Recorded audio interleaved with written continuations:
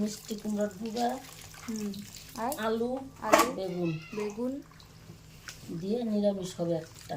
আচ্ছা, আজকে চলো সোমবার দেখে না, নিচ্ছি নিরামিষ। কিভাবে নিরামিষটা করা যাবে। মিষ্টি কুমড়োর ডগা, বেগুন, আলু দিয়ে নিরামিষ। চলো দেখে নিচ্ছি এবার। কয়েকটা কাঁচা লঙ্কা দিয়ে দিবেন, মাঝখান থেকে কেটে কেটে কাঁচা লঙ্কা দিয়ে দেওয়া হবে। যে যে হিসাবে ঝাল খাবেন সেই হিসাবে দিয়ে দেবেন। কড়াই গরম করে একটু তেল দিয়ে দিব। তেল একটু বেশি দিলে ভালো হয়। এবার আপনারা যে হিসাবে তেল খান সেই হিসাবে দিবেন। তেলটা গরম হয়ে গেছে, এবার তেজপাতা দিয়ে দিব। তারপর দিয়ে দিচ্ছি একটু বেশি করে,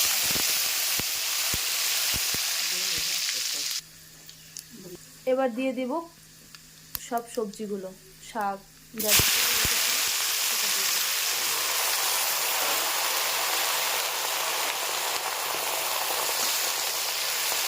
তারপরে নাড়াচাড়া করে দেবো।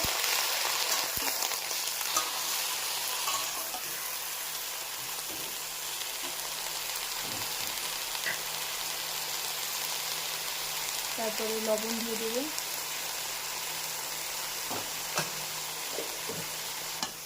তারপরে তাকে নাড়াতে হবে আস্তে আস্তে, নাড়াচাড়া করে ঢেকে দেবো।